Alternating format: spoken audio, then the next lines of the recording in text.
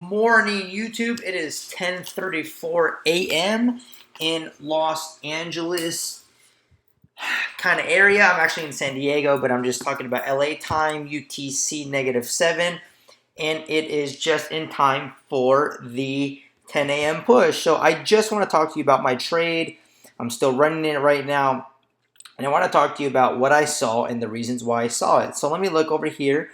Look on the left screen here, and we are looking at USD JAPY on the 4-hour. So what we're going to do is we are going to, let's delete this actually, and let's draw up a new box. Okay, I just want to walk us through and talk about exactly what I saw and the reasons why I took my sells based off of 4-hour continuation of momentum. So we can definitely see how we did break this support here, okay?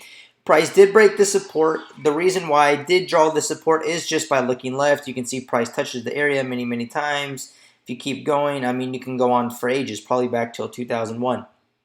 So anyways, when you're focused on higher time frame momentum and you are paying attention to what you need to know about higher time frame momentum, one thing that you pay attention to is knowing the fact that when price is in between zones. So even though we already had tapped this zone, we did leave us off with a 4-hour wick to fill. And so when you do look at these lower time frames, like the 15-minute, you can ask yourself, do we have structure? And we did have structure. And so the structure was the fact that price was making lower lows and lower highs. Boom, lower, there's a lower high, lower low, lower high, more lower lows, more lower highs, and as you can see, we just continuously are making lower lows and lower highs, even going up to here, how we made this little 2-1 confirmation here, and this is where my sales were taking place. So the reason why I took this short was, number one, the fact that when you look at this higher time frame momentum, let me do a little replay here just so you can kind of get an idea. Right? When you look at this chart, you can definitely see, okay, we do have a wick to fill, but we've already tapped supply. So what does that mean? Well, does that mean it's a reversal? Does it mean that it's going to continue? Yada, yada, yada. Well, the reason why I knew that it was going to continue into momentum going bearish is the whole idea that the fact was we had structure on the lower time frames. If we're sell bias and we're going to be going bearish, that must mean that the lower time frames must be making lower lows and lower highs. And as you can see, look at how these 4 hours are concluding, engulfing, engulfing, engulfing. They're super engulfing, super strong, super bearish, super red, telling you that we do want to continue pushing into the direction of the trend. And so the reason why I took my trade was right here. If you look at the bottom of the screen, that's right at 10 a.m.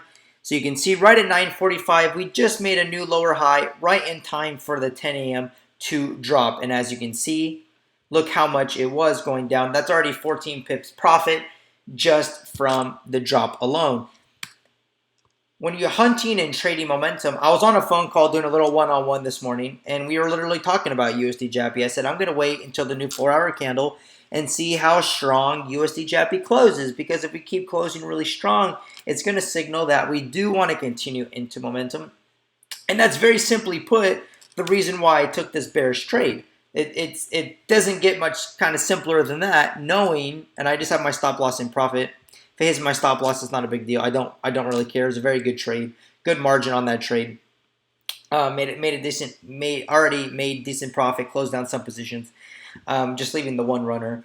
But as you can definitely see, we were making the lower lows and the lower highs. Following the next little trick is, of course, currency strength meter. Because when you pop up currency strength meter, ding, ding, ding, look how strong the Japanese yen is compared to the US dollar. It's just signifying that, hey, we want to keep going bearish. That is exactly what we wanted to keep doing, was continue into momentum going bearish. And I've already closed down most of my positions at the 10 pip mark, and I just leave the last one, stop loss in profit, let it do its thing. If it keeps going, that's great. We are in this zone now where this is a bit of an area where we potentially could be rejecting. It would be very, very interesting to see how the daily closes, because if we're going to keep going bearish, the most realistic destination that we're going to go to is here. Why? Because of this whole wick range area. That is the most kind of accurate area that price is going to want to keep on pushing if we're going to keep pushing into momentum. But the most important thing is we waited until the 4-hour closed, and once we waited until the 4-hour closed, we just wanted to see how the chart was finishing off, and that's how it finished off. With the 4-hour wick to go fill, the 15-minute time frame had lower lows and lower highs, indicating we are going bearish, and this is how you scalp to swing. And there is that profit target, bada bing, bada boom. It ends up being a little bit on the textbook side.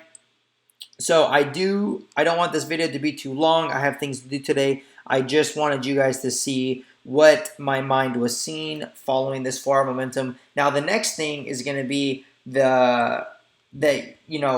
at Euro USD, because see how Euro USD did close pretty much right on support. Well, I think that Euro USD might be just gaining some liquidity to keep on going down. That's why Euro USD is up. But Euro USD did not have structure on those lower time frames. It did not have lower lows and lower highs yet. In fact, it was making higher highs and higher lows. So we might just be coming up, making a nice pullback after a cross. This might be a 50 EMA pullback retest, and we might start trucking down onto the low side. So I was keeping my eye on Euro USD to wait until I saw some lower lows and lower highs here. But as you can see, the 1 hour was kind of making this little rally to make a little bit of a push. So maybe is not ready, and it might not even be going down. I just think it's going down, but it might not be ready. That's the whole idea, and it's still going. It's still going. So we probably are just not coming down yet on Euro USD if we're going to even go down. But USD JAPY was the winner, and you can definitely see how we have been making these higher highs and higher lows on Euro USD, potential cross inbound. But because the 4-hour did close so strong, I wasn't anticipating a continuation of momentum, but we were right on the zone, so this may just not be ready to go down yet. We may not even go down at all, but I have it up just in case. Oh, there goes Euro USD JAPY. As you can see, just continuing into momentum. Look at the push. There she goes.